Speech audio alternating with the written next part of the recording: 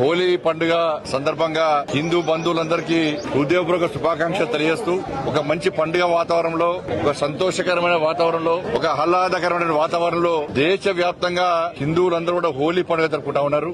రకరకాల రంగులను జరుపుకుంటాము.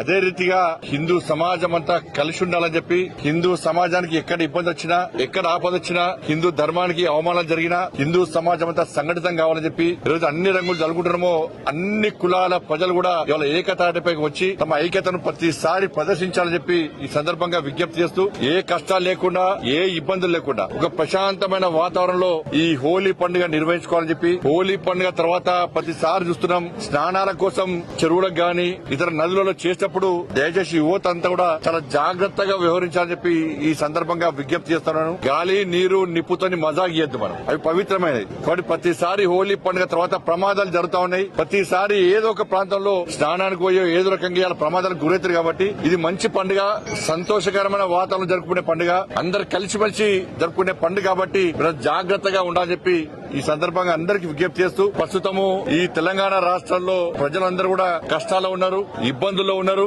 అనేక సమస్యలతోనే తల్లడిల్లుతున్నారు. పాలకుల యొక్క నిర్లక్ష్య వైఖరి వల్ల, పాలకుల యొక్క అహంకార ధోరణి వల్ల, పాలకులు ఆడుతున్న అబద్దాల వల్ల ఇవాళ ప్రజలు ఇబ్బంది పడుతున్నారు. అందుకే మొన్న ఎమ్మెల్సీ ఎన్నికల్లో ప్రజలు అధికార పార్టీ గుణపాఠం చెప్పారు. ప్రధాన ప్రతిపక్షంగా భారతీయ జనతా పార్టీని ప్రజలు గుర్తించారు. కాబట్టి మొన్న ఎమ్మెల్సీ ఎన్నికల్లో భారతీయ జనతా పార్టీకి ప్రజలు విజయం చేకూర్చిపెట్టారు. మా కార్యకర్తలు కష్టపడి పనిచేశారు. మోడీ గారి యొక్క చరిష్మా. కాబట్టి రాబోయే రోజుల్లో కూడా కార్యకర్తలందరూ కలిసిమెలిసి ఉండాలని చెప్పి, సమాజం అంతా కలిసిమెలిసి ఉండాలని చెప్పి ఈ సందర్భంగా అందరికి విజ్ఞప్తి చేస్తూ, తప్పకుండా ప్రజలందరి కష్టాలు తొలగిపోవాలని చెప్పి, అందరూ కూడా సుఖ సంతోషాలతో ఉండాలని చెప్పి, ఒక ప్రశాంతమైన వాతావరణంలో నిత్య జీవితం గడవాలని చెప్పి, అటువంటి శక్తిని, సామర్థ్యాన్ని ఆ తల్లి అమ్మవారు అందరికి కల్పించాలని చెప్పి ఆ తల్లిని వేడుకుంటూ హిందూ బంధువులందరూ కూడా హోలీ పండుగ సందర్భంగా హృదయపూర్వక శుభాకాంక్షలు.